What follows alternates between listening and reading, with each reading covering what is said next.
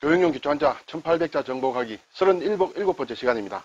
네, 이번 시간에는 겨울동과 관련된 글자부터 시작을 하겠습니다. 자, 겨울동은 이렇게 씁니다. 자, 이 부분은 얼음을 뜻하는 얼음빙입니다. 이 부분은 사실은 발을 뜻하는 글자이지만은 원래 모양은 이렇게 두 가닥의 실이 있는데 실의 마지막 매듭을 맨 모양이다. 매듭을 메었으므로 끝이라는 그런 뜻이 되겠죠. 그래서 끝이 되고 계절적으로는 얼음이 오는 마지막 계절이다. 그래서 얼음을 넣어서 겨울동을 뜻하는 글자가 됐습니다. 입동이다, 동면이다 할 때 쓰는 글자가 되겠죠. 자, 마지막입니다. 마지막인데 마지막이라는 끝이다, 다 한다는 뜻입니다. 자, 이 모양은 이렇게도 쓰고 이렇게도 씁니다. 같은 글자입니다. 네, 그래서 시를 마지막까지 다 감았다는 모양으로 마쳤다 하는 그런 뜻이 됩니다. 종료한다, 최종이다. 시를 끝까지 다 감았다는 뜻이죠. 이런 부분에 모양의 글자가 있죠. 마칠료입니다. 이것도 둥글게 매듭을 지은 실마리의 모양이다 해서 마친다. 실마리를 끝을 맺었다는 것은 마쳤다는 뜻이죠. 종료한다, 수료한다는 그런 뜻이 되겠습니다.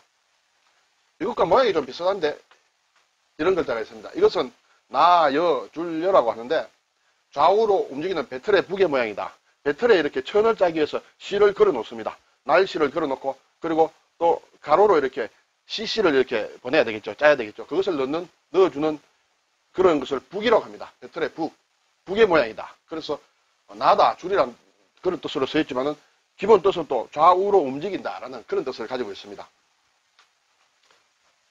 자, 집에 이 건물을 뜻합니다. 건물을 뜻하는 집에 이렇게 나, 여, 줄, 여가 있습니다. 집이 있는데 집에서 좌우로 이렇게 길게 뻗어난 부분이다. 그런 것을 뜻합니다. 그래서 건물의 차양이 건물의 밖으로 길게 이어진 모양이다 해서 차례차례 이어졌다고 해서 차례서라고 합니다. 건물이 차례로 이렇게 쭉 옆으로 연결되는 그런 부분을 얘기합니다. 그래서 차례서입니다. 순서, 질서를 뜻하는 그런 낱말을 만듭니다. 자, 마을이 있습니다. 동네죠. 동네에서 좀 더 이어져서 나간 곳, 이어져서 나갔다는 얘기입니다. 이어져서 나간 곳이 덜이 됩니다. 동네에서 좀 더 나가면 덜판이 있겠죠. 그것을 뜻하는 글자입니다. 야심이다, 야구다 할 때 그런 글자가 되겠습니다.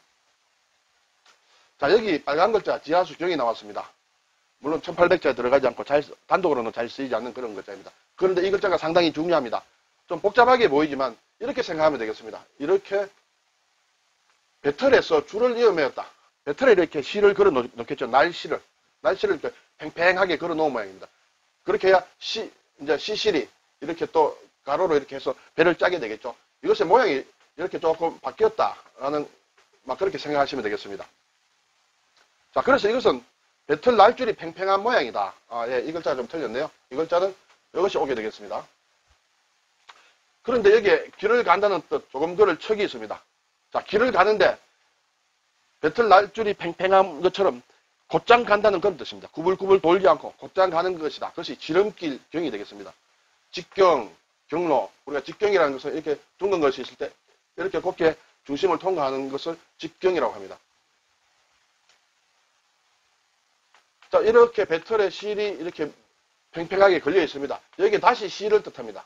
실을 뜻하는 실사를 넣게 되면 배틀의 날줄을 그은 모양이다. 날줄을 그은 모양으로 팽팽하게 지나간다 해서 지날경이 됩니다. 경과했다, 경험했다, 경영한다 할 때서는 굉장히 중요한 그런 글자가 되겠습니다.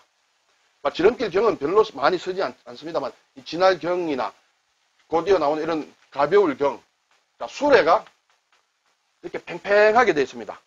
수레가 팽팽하다는 것은 수레가 팽팽하게 빨리 간다는 그런 뜻입니다. 빠르다는 것은 가볍다는 것과 뜻이 통하죠. 그래서 가벼울 경이 되겠습니다. 경감한다, 가볍게 줄인다 하는 것이 경감이죠. 경솔하다, 가볍게 행동하는 것을 경솔하다고 합니다. 자, 부소자에서 배운 수건근입니다.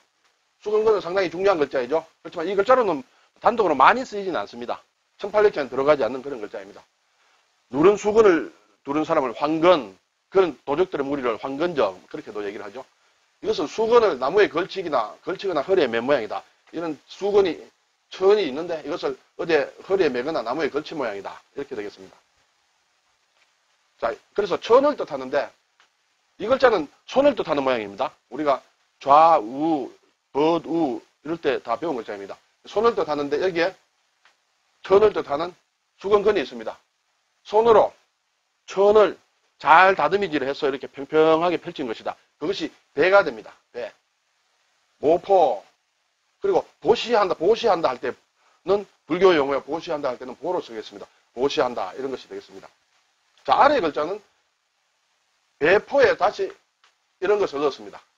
자, 이것은 여러 가지 해석을 합니다만 일반적으로는 이 글자와 이렇게 해석하지 않고 이렇게 묶어서 생각을 많이 하고 있습니다. 결국 이런 글자와 그 다음에 배를 뜻하는 글자다.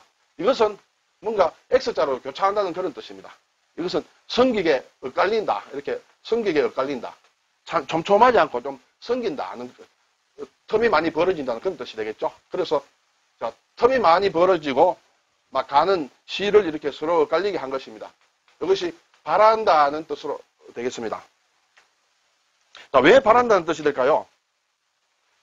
성기에 따라서 발이 드문드문합니다. 드문드문하다는 건 적다는 것이죠. 뭔가 적을 때는 뭔가 좀 바란다는 그런 뜻이 있다고 이렇게 연결해서 생각할 수 있습니다. 그래서 바라힘이 희망한다, 희구한다 이런 뜻입니다. 자, 이것은 성기에 짠 배의 모양인데 이것은 바란다는 뜻이 있습니다. 그리고 또 성긴다는 뜻도 있죠. 이렇게 벼를 뜻하는 벼화를 넣으면 벼가 드문드문 서 있다. 벼가 이렇게 촘촘하게 밀집해서 이렇게 많이 자라는 것이 아니라 벼가 좀 띄엄띄엄 성기에 서 있다. 드물다. 그런 적다는 그런 뜻이 되겠습니다. 드물히, 희소하다, 고희다. 뜻은 그런 낱말을 만드는 글자입니다. 자, 저자시입니다. 저자시는 시장을 얘기하죠. 네, 이렇게 하고 그리고 아래 수건 근을 넣습니다. 이것은 원래 글자는 사실은 이렇게 발지와 그럼 이런 글자로 나눕니다. 해라는 글자인데요. 자, 이 글자는 사실은 사람이 말을 한다는 것이에요. 말을 해서 호흡이 밖으로 나온다는 그런 얘기고 이것은 발입니다. 발을 멈추다는 뜻입니다. 사람을 불러서 발을 멈추게 하는 것이다 해서 이 두 개의 모양이 변해서 이렇게 됐습니다. 네, 시장, 저자시가 되겠습니다. 그리고 손위, 누이, 자라는 글자가 있죠. 우리가 자매할 때는 누나와 여동생을 얘기하죠. 네, 십자매, 새 이름입니다. 십자매. 10명의 자매가 이렇게 나란히 있다. 새들이 사이가 좋은 모양이에요. 그래서 그런 새를 십자매라고 합니다. 자, 이것은 여자를 뜻하는 글자에 이렇게 저자를 뜻하는 저자시가 들어있습니다. 손이 누이자입니다. 근데 원래의 글자는 사실은 좀 달라요. 원 글자는 이것은 일종의 속자라고 할 수 있습니다. 원래 글자는 이런 모양의 글자예요. 이 부분의 글자는 이렇게 나무가 있는데 나무에 이렇게 가만 올라갑니다. 가만 올라가서 맨 위에 있다는 뜻으로서 가장 위에 누나다 해서 가장 위에 있는 여자니까 누나가 되겠죠. 그래서 손위 누이가 되겠습니다. 허파폐라는 글자가 있습니다. 우리가 폐렴이다. 또 심폐 기능이다 할 때. 자, 이것은 몸의 장기와 관련된 것이므로 육다를 쓰겠죠. 육다를 쓰고 위에는 이렇게 글자를 쓰겠습니다. 자, 이것은 이 부분의 글자가 좀 중요한데 사실은 여기에서는 지금 같은 글자로 나와 있습니다. 저자시와 같은 글자로 되어 있는데 이것은 이 글자를 쓸 때 속자를 쓰는 것입니다. 원 글자는 이 글자가 됩니다. 이것은 무엇이냐면 자, 시가 이렇게 되는 글자가 있고 이렇게 내리끊는 글자가 있습니다. 이 글자는 이렇게 떨어지지 않고 연결이 되어 있어요. 그래서 획수를 보면 윗부분은 하나, 둘, 셋, 넷, 다섯 획이 됩니다만 아랫부분은 네 획이 됩니다. 하나, 둘, 셋, 넷 이렇게 되겠습니다. 자, 저자시는 말씀을 드렸습니다만 아래에 있는 이 글자는 쓸갑이라는 쓸갑, 불이 되겠습니다. 쓸갑, 불이라는 글자이거든요. 쓸갑은 이렇게 무릎을 덮는 것, 무릎 덮개를 얘기를 합니다. 우리가 옛날 만화나 또는 영화 같은 걸 보면 군인들이 갑옷을 입었을 때 무릎 쪽에도 갑옷을 이렇게 양쪽에 다리에 이렇게 나누어져서 있는 그런 모양을 볼 수 있습니다. 그것을 뜻하는 글자입니다. 원래는 사실은 이것이 이런 싹이 있습니다. 싹이 이렇게 양쪽으로 나온다는 그런 뜻의 글자인데 모양이 좀 변했습니다. 어쨌든 쓸갑입니다. 양쪽으로 이렇게 양쪽으로 이렇게 되어 있는 이런 무릎 덮개를 얘기합니다. 그래서 우리 몸에서 장기에서 이러한 모양을 두 개 되어 있는 것이 허파가 되겠습니다. 허파, 폐가 되겠습니다. 원 글자는 이것이 아니라 이 글자다는 것을 알면 되겠습니다. 자, 비단 100입니다. 빨간 글자면 1800에는 들어가지 않습니다. 글자가 좀 복잡한 것 같습니다만 떼어놓고 보면 아무것도 아닙니다. 흰 100입니다. 아래는 천을 뜻하는 수건근입니다. 흰 천이란 뜻이죠. 흰 천, 하얗게 생긴 천이므로 비단을 뜻합니다. 그래서 비단 100 이렇게 되겠습니다. 자, 여기에 실사를 넣습니다. 실사를 넣으면 비단을 짜기 위해서 실을 자아내는 것. 실은 솜에서 만들어지죠. 면화, 목화에서 보면 그 솜에서 실을 자아냅니다. 그 실을 만드는, 비단을 만드는 실을 만드는 것이다. 그것이 솜이 되겠습니다. 솜면입니다. 순면이다. 면밀하다. 그런 낱말을 만들기도 합니다. 자, 비단은 비단인데 금빛 나는 비단입니다. 금실로 만든 비단입니다. 그래서 비단금이라고 합니다. 금이는 비단 옷을 얘기하고 금강이라고 할 때도 이 글자를 쓰고 있습니다. 자, 이 글자는 조금 복잡한 것이죠. 띠대입니다. 허리띠를 얘기하는 띠대입니다. 그래서 가죽 허리띠는 혁대라고 하죠. 그 대입니다. 자, 설명이 여러 가지가 있습니다만 여기에서는 허리띠로 묶고 수건을 찬 모양이다.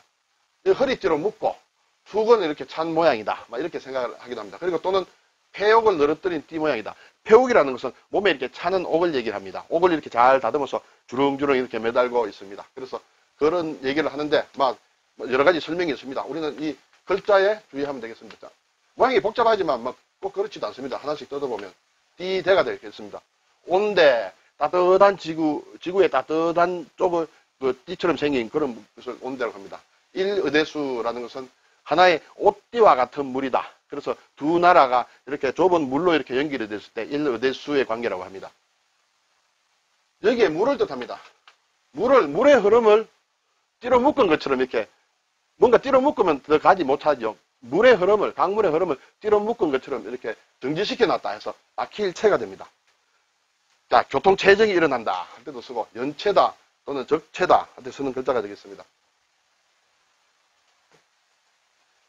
자, 이번에 조금 어려운 글자가 나왔습니다. 정말 어렵습니다. 여기 있는 글자들은 다 어렵습니다.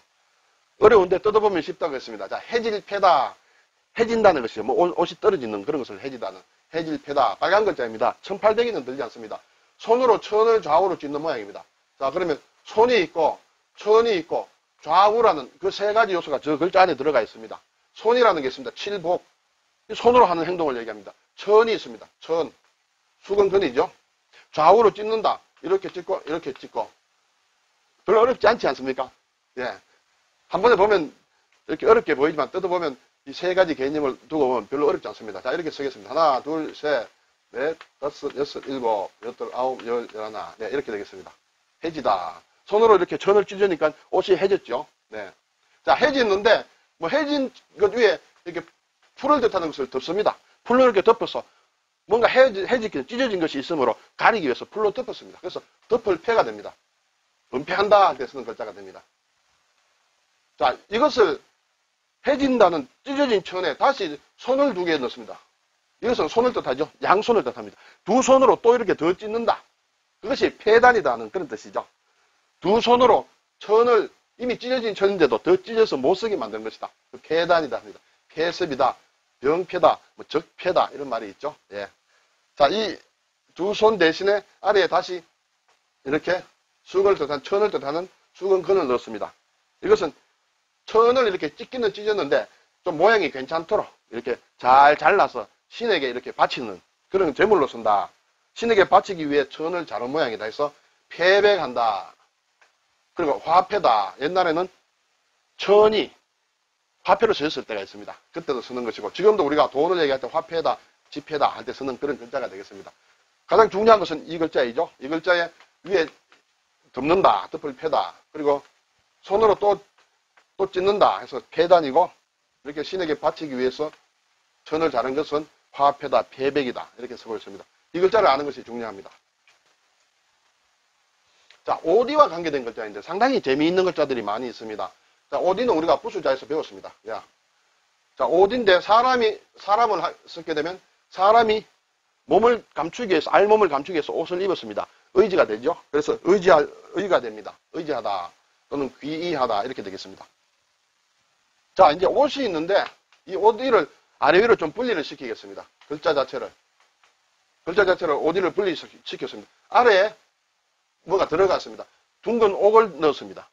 사람이 죽어서 그 죽은 사람의 옷에 이렇게 둥근 옥을 넣어서 악령이 침범하지 못하도록 한다. 그런 뜻으로 설명하는 사람이 있습니다.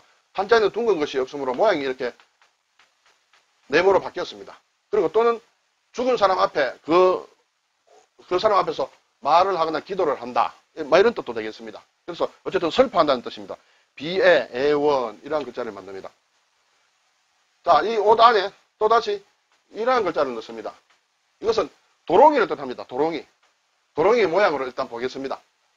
자, 도롱이 모양은 우리가 농촌에서 옛날에 비가 오면 지프로 만든 이렇게 뭔가 우의 비슷하게 만들어서 입었습니다. 그것을 도롱이라고 합니다. 비에 많이 젖으면 사실은 좀 눅눅해지고 힘이 없어지겠죠. 그래서 쇠하다는 뜻의 쇠할쇠입니다. 풀로 만든 도롱이로 입은 모양이다 해서 쇠할쇠입니다. 쇠약하다, 쇠잔하다. 자, 이 글자들은 다 지금 옷자와 관련돼서 나온 글자들입니다. 아직까지 더 있습니다. 이런 글자들이. 자, 옷이 있는데 위에 이렇게 이런 모양이 있습니다. 이런 모양이에요. 이런 모양을 또 합쳤습니다. 이것은 무엇이냐면 털을 뜻합니다.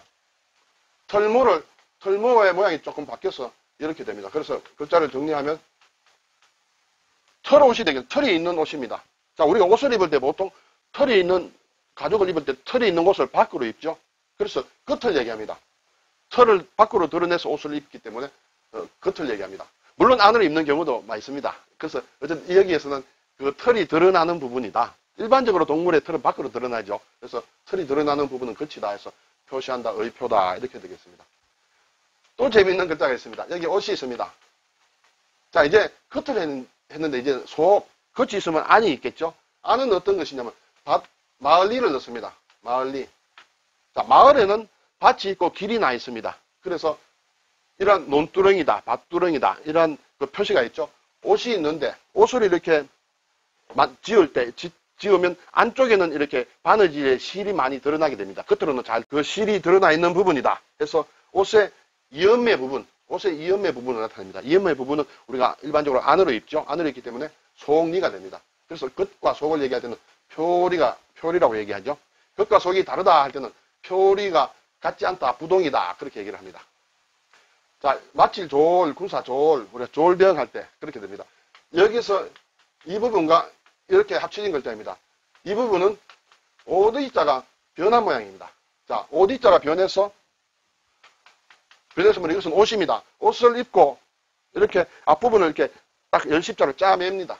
이렇게 짜맵니다. 이것은 주로 옛날 병정들이 옷을 입고 이렇게 앞을 짜매야 움직이기가 쉽겠죠. 졸병들이 하는 것이에요. 그래서 졸병이다, 마치 군사졸이다 이렇게도 합니다. 그리고 하인들을 얘기할 때도 얘기를 하죠. 그리고 죽은 사람의 옷도 이렇게 아랫부분을 이렇게 딱 동여맸다 해서 마치다, 죽는다는 그런 뜻도 있습니다. 졸업, 졸병, 예. 사람이 졸하다 하면 이렇게 죽었다는 그런 얘기도 되겠습니다. 자, 그리고 여기에 좀 복잡한 글자가 있죠. 이 글자도 복잡하지 않습니다. 이거 옷을 뜻한다 했습니다. 아래에 나무목이 있고 위에 새추가 있습니다. 자, 우리가 여기 보면 많다라는 뜻이 있죠. 나무 위에 새가 이렇게 많이 모여 있는 모양이다. 새가 3마리나 있어요. 새가 많이 모여 있다 해서 모을 집입니다. 그래서 많다는 뜻입니다. 이것이 글자가 변해서 새 하나만 놔두고 이렇게 모을 집이라고 합니다. 많다는 많이 모여 있다는 뜻입니다. 이 부분에서 아랫부분이 왼쪽으로 옮겨왔습니다. 모을 집에서 이 나무목이 왼쪽으로 옮겨오고 이것은 그대로 전체 남습니다. 그래서 아래는 나무목, 왼쪽에는 오른쪽에는 새추 이렇게 되겠습니다. 자, 이것은 섞인다는 섞일잡입니다.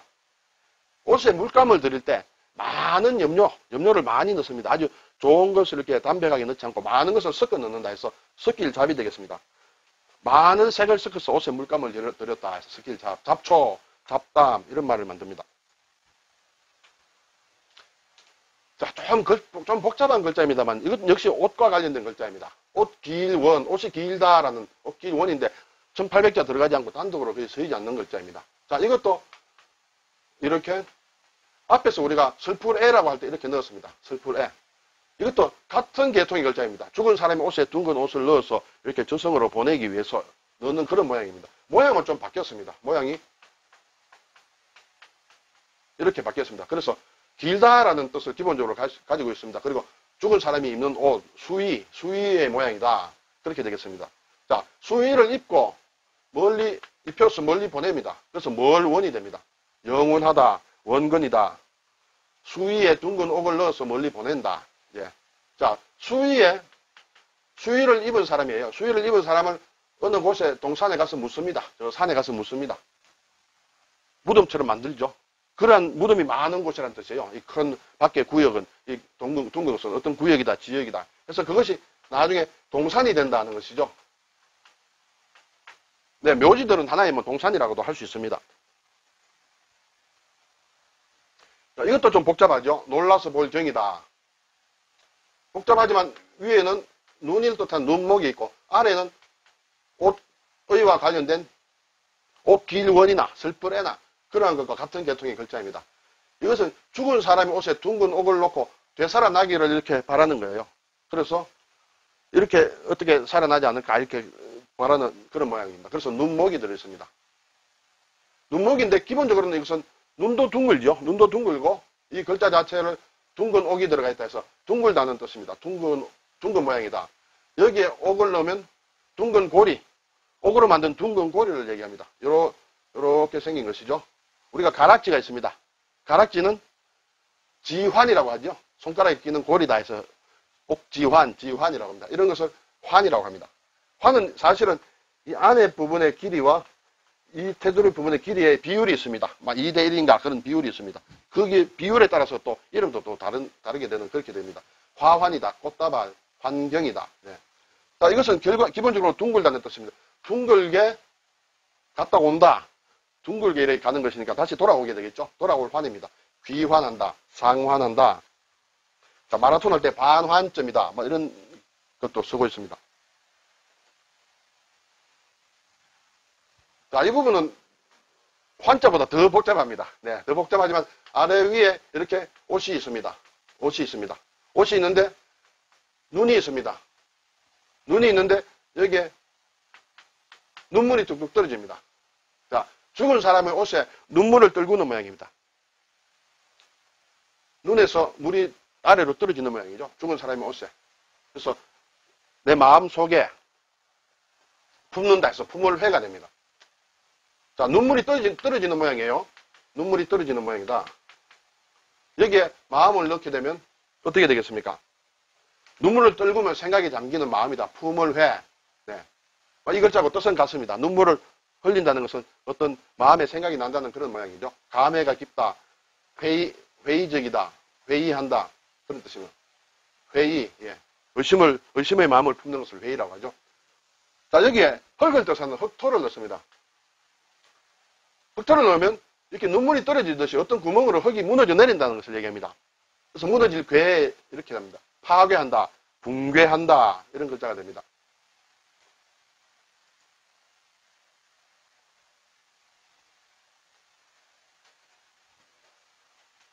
자, 또 비슷한 글자인데 이런 글자가 나왔죠.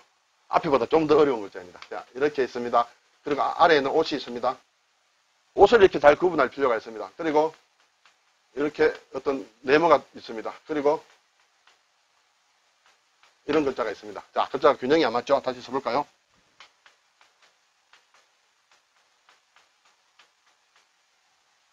이것은 수위에 네모나 또는 이런 공짜 같은 이런 모양의 수를 놓은 모양이다. 옷에 수를 놓았습니다. 수를 왜 놓을까요? 악령을 막기 위해서. 주로 이러한 부분은 주술적인 그런 것이 많습니다. 그래서 악령을 막기 위해서 옷에 수를 놓았습니다.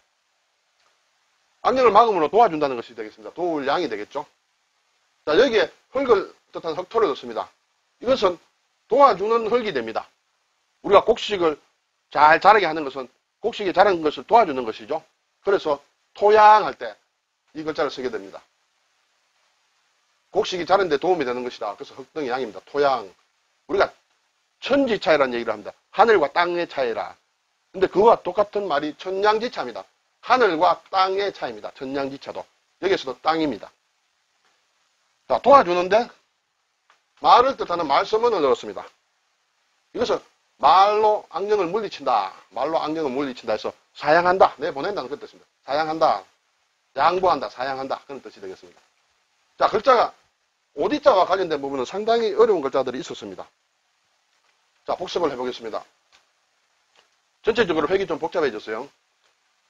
그렇지만 항상 기본이 되는 글자들을 잘 알고 있으면 쉽다는 것을, 이해하기 쉽다는 것을 제가 말씀을 드렸습니다. 네. 자, 메모를, 노트를 잘 하시기 바랍니다. 잘 하시고, 소리 내어 읽어보시고, 의미를 나름대로 스토리를 만들어 가면서 기억을 해주시기 바랍니다. 수고하셨습니다.